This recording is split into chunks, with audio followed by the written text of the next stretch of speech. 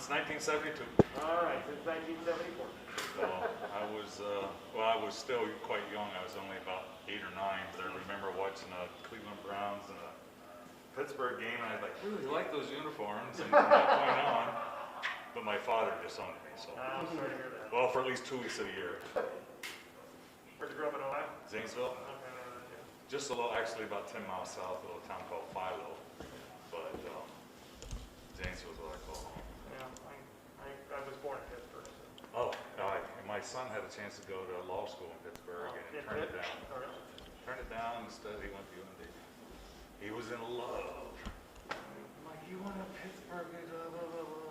If you're going to go to law school, you're really going to like where you live because there's not much else to do. But yeah, we go there every year. This year we were supposed to go to Thanksgiving game, of course. Thanks. The best game we went to, one of the best, is the Christmas game against Baltimore. Okay, here we go. Here we go.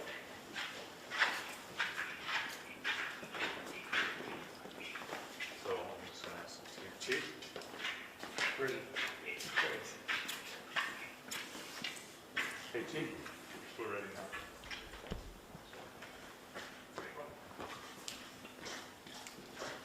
So, Bob.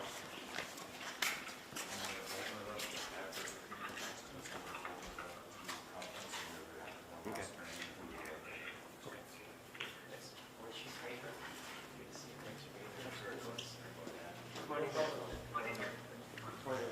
The news conference about to begin. Good morning, everybody. Welcome to federal court. We appreciate you coming in on what is short notice. Moments ago, we completed a hearing upstairs in front of federal magistrate judge Seneschal. At that hearing, Mr. Thomas.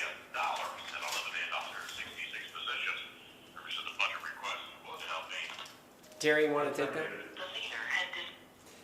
I have to do everything around here. No, we'll start that over. At that hearing, Thomas Alexander Starks of Lisbon, North Dakota, appeared to face federal charges for the felonious destruction of government property. That is the axe attack on Senator John Hoeven's office back on the 21st of December. Mr. Starks was taken into federal custody this morning. We want to thank the federal, state, and local law enforcement officers who were participating in that.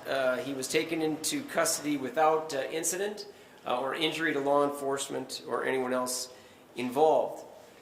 In the hearing today, Mr. Starks was notified of the fact that he's been charged with the destruction of federal property in excess of $1,000, and that he faces a federal felony, brings with it a maximum penalty of 10 years in federal prison and up to and including a $250,000 fine for the acts he's alleged to have perpetrated. I want to thank the gentlemen who are standing up here with me today. I've got Assistant United States Attorney Richard Lee. To my right, I've assigned Mr. Lee to handle this case through to its fruition. Standing to my left is our new, not so new anymore though, Fargo Chief of Police, and we appreciate, I want to start by saying that we appreciate very much from the earliest hours of this investigation the work of the Fargo Police. They have done outstanding work across this year involving the Fargo riots in May, utilizing technology for important investigations to bring people to justice who have crossed, which I will discuss in a little bit, what we refer to as a bold blue line. On the 21st of December, it is alleged, the grand jury is alleged, our charge is alleged, that on the 21st of December of 2000, the defendant did come here into downtown Fargo. He traveled downtown here and went to the offices of United States Senator John Hoeven. There's video information out on the airwaves from this alleged incident where Mr. Starks went to the office of Senator Hoeven, tried to gain entry by knocking, then pushing the doorbell indicator on the door. And when the door wasn't answered, the video evidence, we allege, shows that he then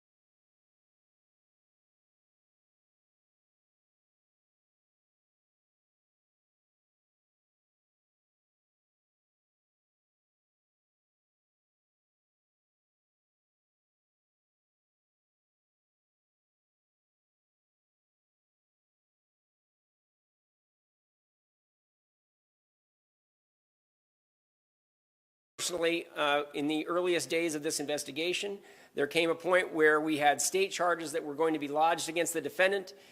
Through some administrative issues, it did not appear we were going to be able to take the defendant into custody at that time. We were concerned for the safety of the public and others that might be involved. And I want to thank Sheriff Johnner for personally intervening to make sure that his facility would be available for us to bring the defendant. So I want to thank all of our partners in this. Cass County State's Attorney's Office brought state charges initially. Cass County State's Attorney Birch Burdick, we appreciate his office's investigative work and the work in initially arresting the defendant under the state charges. I also want to point out that we have been involved in this, and it has been a federal investigation in conjunction with our state partners from the very earliest hours of this matter for obvious reasons. It's a phrase that gets used too much lately, to the point where it's almost becoming cliche. Our office very much views this as an assault on democracy. This indictment today and the potential penalties being faced by this defendant are a loud clarion call to never cross that bold blue line. Never cross that bold blue line. Threats, that's not politics. Violence is never protected speech. It is never protected expression. We renew the commitment that we made to our brothers and sisters in law enforcement back in May at the end of those riots. We renew that pledge now with regard to government officials, with regard to government property. We will pursue and we will prosecute every provable federal case where a defendant or defendants have crossed that bold blue line. They have chosen to employ violence, threats, intimidation in what they would call speech or politics. It's never acceptable, and it will be pursued, it will be prosecuted every time that we've got a provable case here in federal court. The defendant is set to appear back here tomorrow at 1:30 p.m. The United States has requested that he be detained while his trial is pending. The trial date has already been set for March 23rd. Remains to be seen whether that date will hold, but that's the date that's been set for now. Tomorrow, as we all know, tomorrow is the inauguration of a new president, the change of administration. Unfortunately, recent days, including the alleged acts in this incident, have brought to our attention that some people have sought to cross, and may seek again to cross that bold blue line of which we speak. And it shouldn't be lost on anybody what the law enforcement response has been here in our community and in communities across our state. And we're vigilant as the days go forward, and that is our pledge up ahead. Chief Zablosky, are there any comments you'd like to make today? We'd sure like to welcome you to do that. Thank you, sir. Thank you. Just real briefly, I think we want to recognize and thank our federal partners, U.S. Attorney Wrigley, his team, state and other federal partners in this investigation. We have a very collaborative relationship.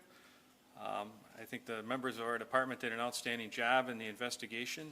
And in addition, I want to thank our community, both in Fargo and outside of Fargo, who were very significant in assisting with the identification of this individual. As Attorney Wrigley has stated, we have to really take action in these situations. Peaceful protest is protected, violence and vandalism are not, and we have to take appropriate action to ensure not just the safety of our community, but that of our elected officials. So we're happy to work as partners with them. Thank you. Thanks, Chief. If I didn't mention that before, the assistance of the public, and I compliment Fargo Police for, you've got a very active social media presence. It's out there. My only platform is Twitter. I'm out there, but I know that there's a constant flow of information. This was a perfect incident where you leveraged that perfectly, and within hours of Fargo Police putting that video out, within hours we had what we believed to be an identification, and through the assistance of the public in helping to identify the alleged perpetrator of this offense. That was tremendous police work. We appreciate it, and that social media presence, it has great value. Also, we have with us today Mr. Terry Van Horn from my office. He's got copies of the indictment. It's a single-page indictment at this point. I want to stress the ongoing nature of this investigation.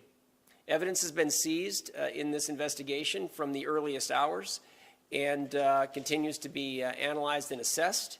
We are very much considering this still to be, as I said, an ongoing investigation as we explore social media postings and other things on behalf of this defendant or other people that may be associated with this alleged crime.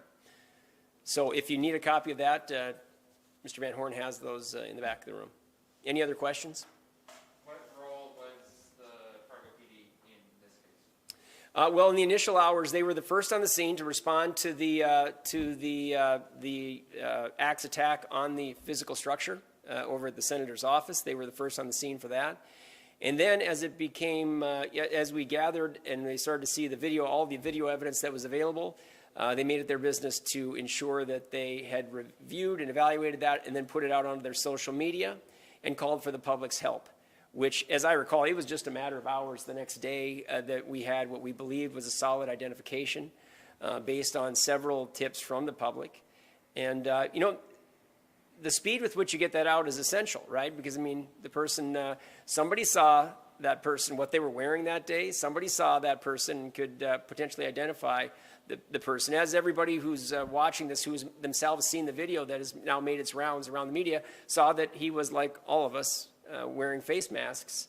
At the time, he had a face mask on that day, but we made the positive identification. And so they were involved in that. And then also just the ongoing investigation of, I don't even know how many hours of video you all collected. They collected from private and public sources, and they're going through that. Like I said, they've had too much practice in this. As we all know what happened back in May, you know, they had hours all over this town, right up this street, hours of video to go through and do their best to identify people. Several have been identified. Obviously, there have been several dozen prosecutions in state court. I made the pledge, I'll say again, to investigate, prosecute every provable federal offense. We've had 2 defendants appear in federal court already. One pled guilty just a week or so ago. Is that right, Mr. Lee? Mr. Lee happens to be handling those matters as well. Or did the second defendant plead guilty? We have 2 guilty pleas. Oh, they are? Okay, thank you. Yep, I forgot that. I've forgotten that now twice. I thought the first one was going, but they both have pled guilty, and we have ongoing investigations in that regard. And so that work, this would be, we wouldn't be anywhere on these investigations without Fargo Police, I'll tell you that. Was there any particular beat that this individual had with the senator? Well, I don't have a comment on that at this point, but it's the kind of thing that we are assessing, whether he had political motivations with regard to this senator and perhaps other office holders as well. I can't comment any further on that, but it's an obvious matter that you're right. I mean, that's an important crux of this. You know, what motivated him to go there in the earlier morning hours on that day and be there, obviously trying to access staff or something else. I should mention also, I want to single out, you know, the media gets sometimes negative attention for what they do. I would be remiss if I did not single out Forum Communications in all of this. In the initial hours afterward, they had a photographer who was on scene. In one of the photographs that they took, which was understandable, of the damage, inadvertently there was a person who associated with Senator Hoeven's office who was captured in that photograph. The minute that we noticed that at all over there, I called over to Forum Communications, and within 10 minutes they recognized the importance. The defendant, we didn't have anybody in custody. We didn't know if anybody was coming back, if they might be motivated to come back further and do further damage. And we want to compliment Foreign Communications for swapping that out immediately. I mean, their reaction was the same as mine, which was you just could vaguely see somebody, and it was obviously the responsible thing to do. We appreciate that because, as I say, for a lot of hours we didn't have any sense of whether someone would be coming back or what the situation would be. And then obviously the arrest, Starks was arrested on state charges, but in hand and glove with federal authorities on the evening of the 24th.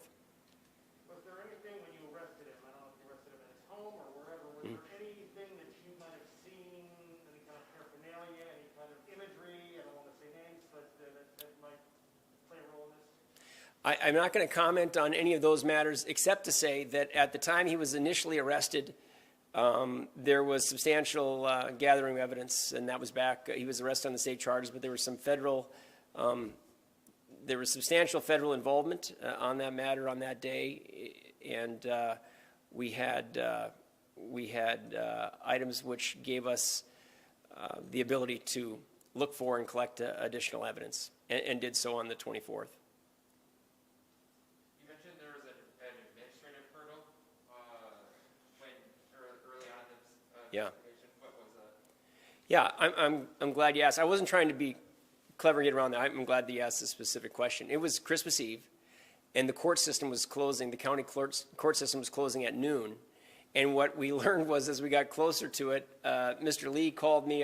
My family and I were in town here that day too, and he called to say that they couldn't process through the warrant. It turned out that they were told by folks in the courthouse they didn't have the time to prosecute or put the warrant through, and so that if they went out and arrested the defendant and brought him in, it wouldn't be quote unquote in the system through no fault of their own. It was a bureaucratic, but an actual issue. And it was kind of late in the day. It was tough. We couldn't reach anybody. And so Sheriff Johnner has been kind enough to give me his cell phone over the years. And I gave him a call, and literally within 10 minutes, I mean, he just made clear that in fact, the warrant would be honored. He needed a physical copy of it. We live in an electronic age, but you still have to have proof that there's been a state warrant lodged for the person. So that's what it was.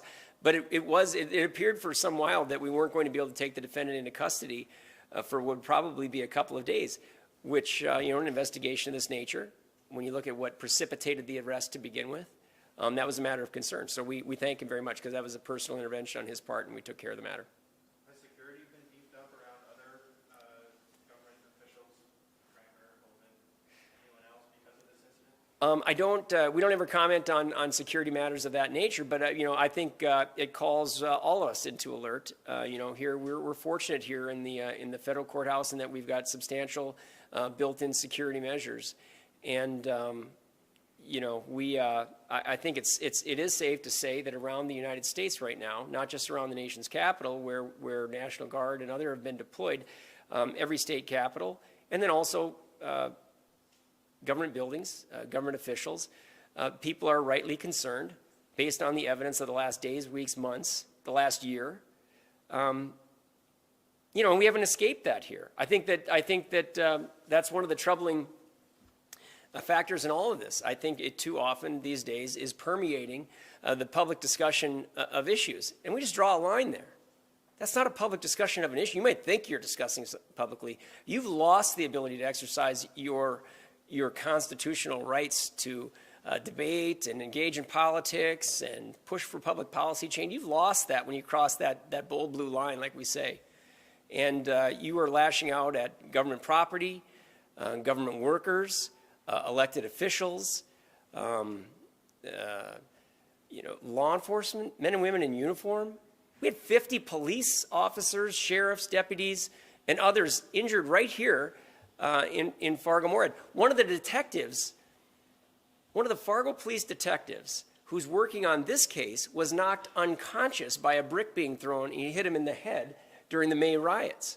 And he's working on this matter, a young detective who endured that. So I mean, like I say, this is no small matter, and it touches on us right here also.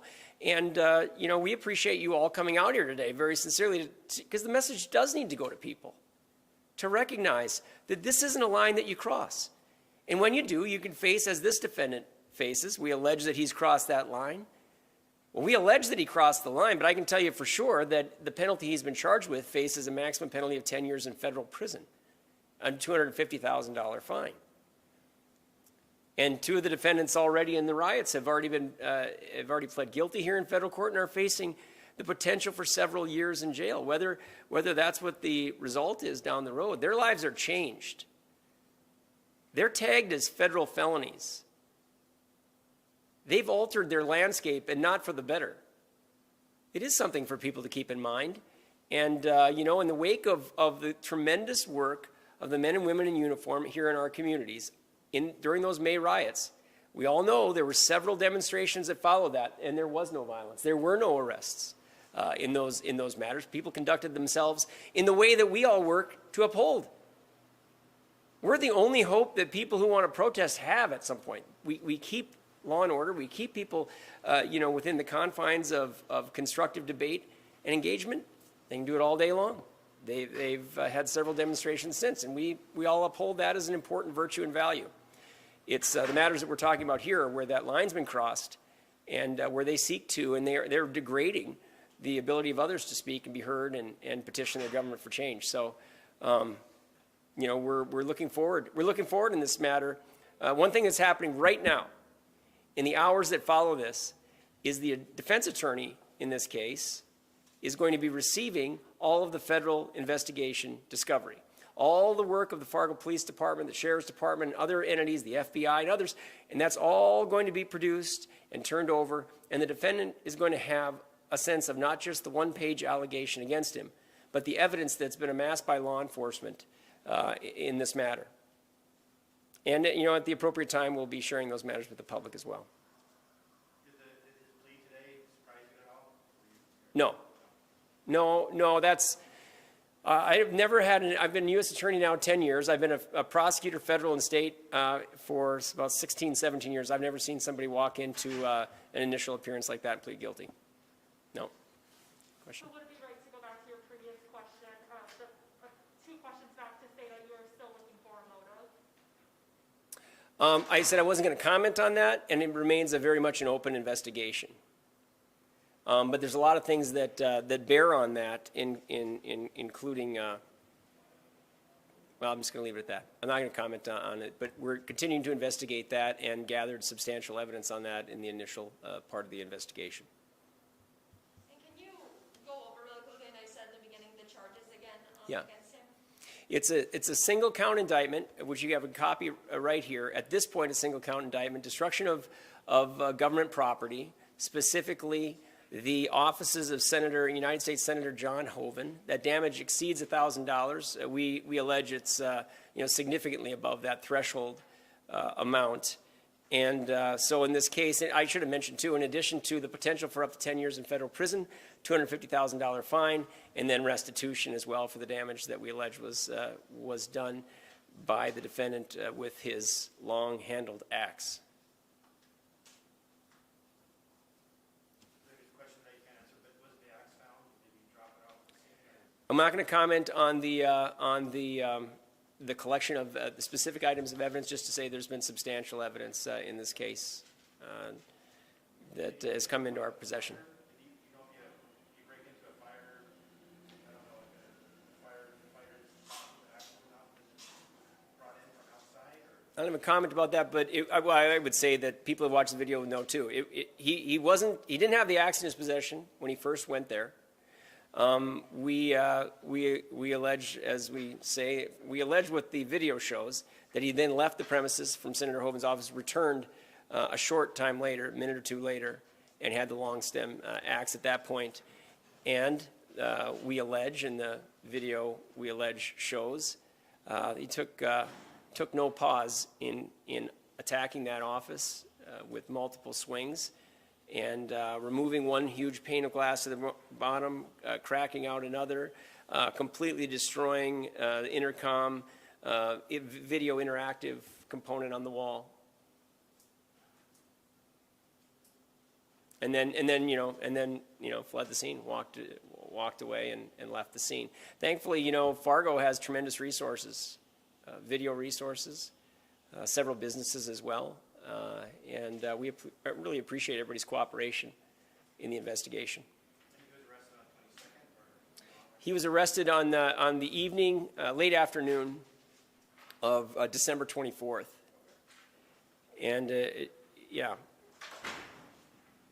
Yep, he was arrested at his home in Lisbon. Okay. Thanks. If you have other questions or follow-up later, you can feel free to give us a call. Terry was kind enough to get everybody a copy of the indictment. Chief, thanks very much to your department, and thanks for your leadership. Thanks for being here. It was kind of came together quickly, and I want to thank Assistant United States Attorney Richard Lee, who's worked so assiduously on this and other associated cases across this last while. Richard came to work with us 1 year ago, and he's as well known to Fargo Police at this point as anyone who's never been indicted, I guess. But okay, I think we've got everything there. Okay, thanks everybody. Thank you.